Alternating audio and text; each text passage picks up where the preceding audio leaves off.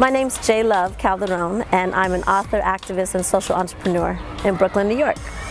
So I have 4 books out now as an author. That White Girl, which is my life story, has been optioned for film, and it's a coming-of-age story that deals with a white girl who loved hip-hop when it wasn't popular. While the beat was my background and the soundtrack to my life, where my love grew was through graffiti art and putting my name up on the wall, and that sense of power that came with claiming my territory and saying, I am here, hear my voice. So it's really about finding self, finding community, finding your tribe. I was one of the first female writers in Denver. In the graffiti crew, I had to prove myself as a female, not because I was white, but because I was a girl. And that was the code of ethics with graffiti groups. That's just how crews kind of did it. In the white community as well, I was tested, and there was many people, especially when I was younger, who really wrote me off or said racist things to me because they didn't understand a white girl loving hip-hop or black music, because it was very different. There weren't a lot of white people who were down with hip-hop in the 80s in Denver, Colorado. In the history of hip-hop, like, there was a time when it became more radicalized and it was more Afrocentric.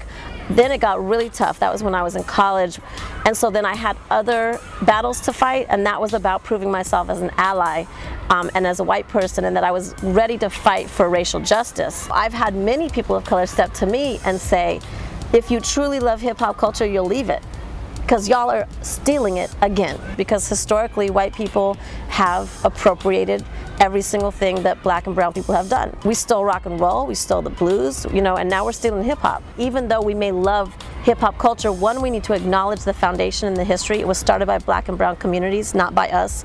And 2, we need to learn the difference between appreciating and appropriating. And you can't just go and take a culture for your own benefit and use and abuse and exploit it to benefit you. You have to be able to give back. It's a reciprocal relationship.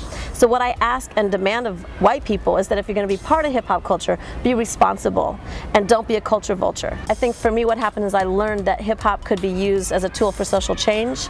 And so the empowerment I felt from hip-hop culture, I then learned how to use that as a tool to support other people in making positive decisions and also really changing the course of history. I fully believe that hip-hop culture helped Obama get into office. It has been a culture that has fought against so many issues that have been perpetuated to black and brown communities.